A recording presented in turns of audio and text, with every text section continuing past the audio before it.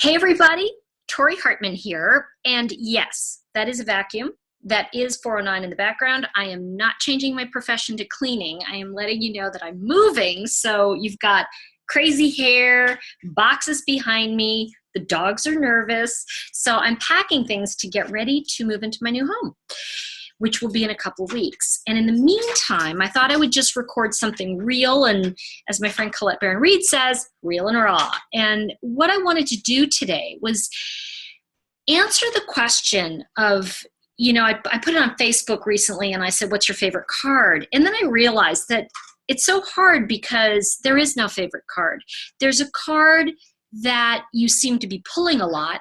It's like seeing that 444 number on your clock, and you keep pulling the same card, or you pull the same card and you hate that card. Like for some reason, you have some kind of dislike for the card going on. And one of the things I want to say to you is I had this problem with the victim card for a long time.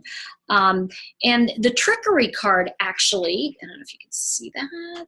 There we go. The Trickery card, that's me right there. The Trickery card is actually the same story told from a different point of view. I don't know if you know that, but if you look in the dragon's tail right there, you can see him holding the acorn. And the acorn is actually another fable, and that relates to the victim card. So the Trickery card and the victim card are very closely related. Now, I was having a problem for a long time with the victim card. I would pull that card, and I'm not kidding when I say this to you. I would say, oh no, I hate that card. And even when I had to write about it, I'd think, why do I have to write about this card? And, it's the old cliche, what you resist persists. But it wasn't that I was a victim. It was that I had a false ceiling.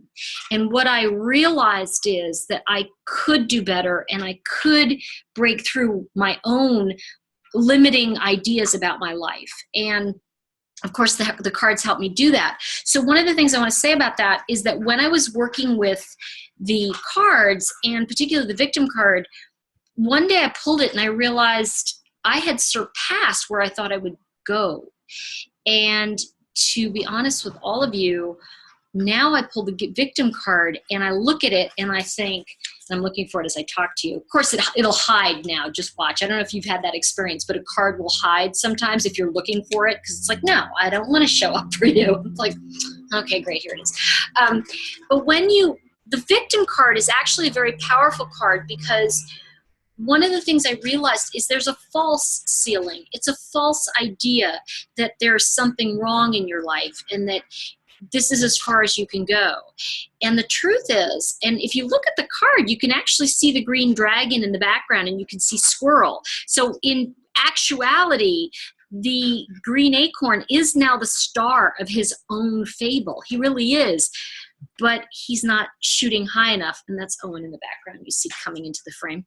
And the thing you want to learn about this is that when you have a card that you resist that much, it's because there is a breakthrough coming. And that's why I talk a lot about reversals being about breakthroughs.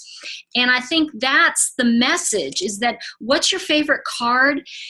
Well, it's probably the card that's coming up the most and is repeatedly saying to you, you have a lesson, you have a message. And I always, as you've probably read, I always can't stand when people say, you have a lesson. I'm like, no, I don't. Do I have another one? I feel like that kind of no, I don't want another lesson.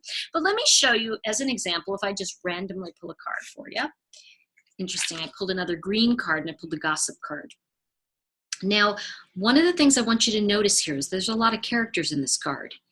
But if you don't read the full fable, you don't know what the various characters actually mean. You'll kind of get a sense of what the card means. But if you really want the depth, I really recommend reading the full fable. The full fable is only in the toolkit. And I actually have, I think on my website, I have a download where I read all the fables. And it's a great deal. It's actually really cool. So remember, so I was going to reverse it. It's didn't want to be reversed. Remember that what opposes exposes, and it's not necessarily a blockage. It's something that's about to be broken through. So it's a very powerful energy when a card is reversed. And so sometimes your favorite can be a reversal. I will see you guys next time, and hopefully there'll be less boxes and I'll be able to maybe show you my new house. We'll see. All right. Have a great day, everybody, and I'll see you next time. Bye for now.